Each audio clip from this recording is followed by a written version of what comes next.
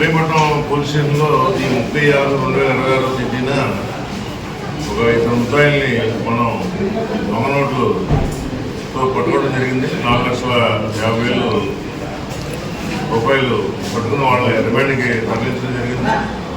ఆ కేసులో భాగంగా ఏవన్ మంగారావు ఇచ్చిన సమాచారంపై మన టీము సిఏ గారు సుబ్రహ్మణ్యం గారు, అలాగే ఎస్ఐ ప్రేమశ్రీ శ్రీనివాసరావు మరియు సిబ్బంది వీరు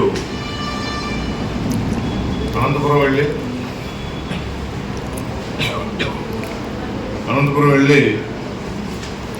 అక్కడ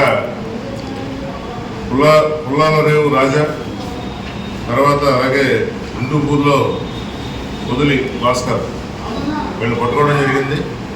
ఈ పుల్లాలరేవు రాజాని అరెస్ట్ చేసిన తర్వాత మన హిందూపూర్లో పొదిలి రాజాని పట్టుకుని వాళ్ళ ఇంట్లో ఉన్న ఈ కెనాన్ కంపెనీకి చెందిన బ్లాక్ కలర్ ప్రింటరు, కెనాన్ కంపెనీకి చెందిన వైట్ కలర్ ప్రింటరు, డెల్ కంపెనీకి చెందిన ల్యాప్టాప్, ఎప్సాన్ కంపెనీకి చెందిన స్కానరు, తర్వాత లామినేటరు, తర్వాత సెల్ ఫోన్లు మరియు నకిలీ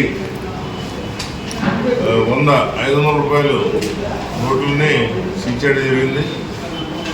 ఈరోజు వారిని కోర్టుకి పంపిస్తున్నాం. ఈ కేసులో రాజు అనే ఒక ముద్దాయి మన ఇబ్రహీంపట్నం అతను పట్టుకోవచ్చు.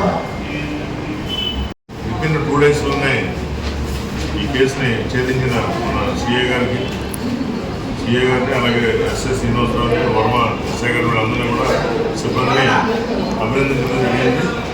వీళ్ళకి సిపి గారికి మేము రాసి రివార్డ్స్ ఇస్తున్నాం. దీంట్లో ఈ పుల్లాలరావు రాజా వీడి మీద ఒక 3 కేసులు గతంలో ఉన్నాయి.